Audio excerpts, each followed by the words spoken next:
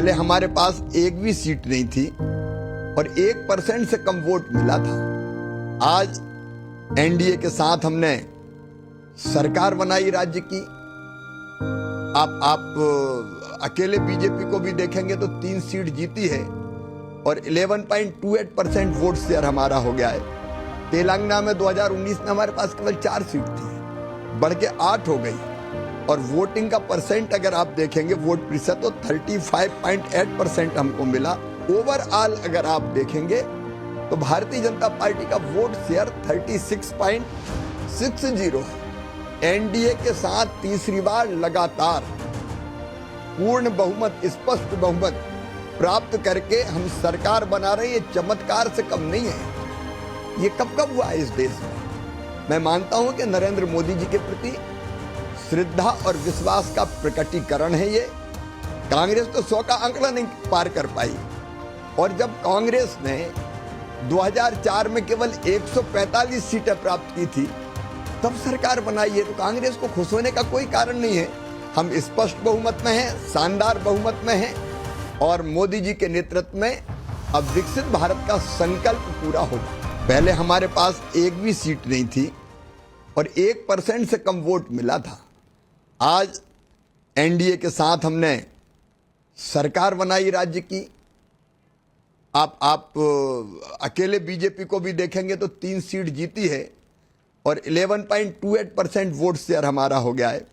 तेलंगाना में 2019 में हमारे पास केवल 4 सीट थी, बढ़ के 8 हो गई और वोटिंग का परसेंट अगर आप देखेंगे, वोट प्रतिशत, तो 35.8% हमको मिला। पिछले बार से 15.43% ज़्यादा बढ़ा। उड़ीसा में केवल 8 सीट थी हमारे पास, वहाँ तो चमत्कारिक परिणाम आए हैं। 2024 में 20 सीट और 44.34% वोट बढ़ा है। केरला में एक भी सीट नहीं थी, वोट हमें मिले थे 13%। इस बार देखेंगे तो 16.68% और हमने वहाँ खाता खोला है। तमिलनाडु में एक भी सीट भले हमको ना मिली हो लेकिन 11.24% वोट मिला है। ओवरऑल अगर आप देखेंगे तो भारतीय जनता पार्टी का वोट शेयर 36.60 है। एनडीए के साथ तीसरी बार लगातार पूर्ण बहुमत, स्पष्ट बहुमत प्राप्त करके हम सरकार बना रहे हैं। ये चमत्कार से कम नहीं है। ये कब हुआ है इस देश में? मैं मानता हूं कि नरेंद्र मोदी जी के प्रति श्रद्धा और विश्वास का प्रकटीकरण है ये। मध्य प्रदेश में भी और जहां क्लीन स्वीप किया है हमने, उन राज्यों में भी और ओवरऑल पूरे देश में विपक्ष को प्रसन्न होने का कारण क्या है?